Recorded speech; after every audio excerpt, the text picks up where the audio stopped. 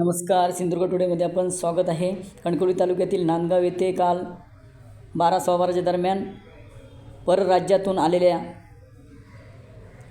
2 युवक तसेच बाल मुलाने चोरी करत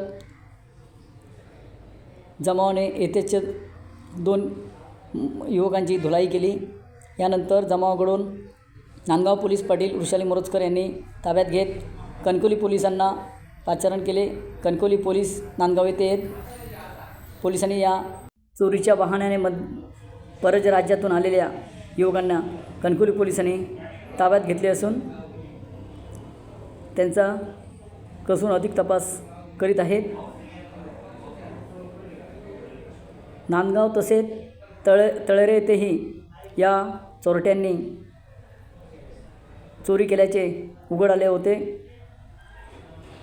काहींचा मोबाईल तसेच काहींची रोख रक्कम चोरल्याचे तपासात निष्पन्न झाले.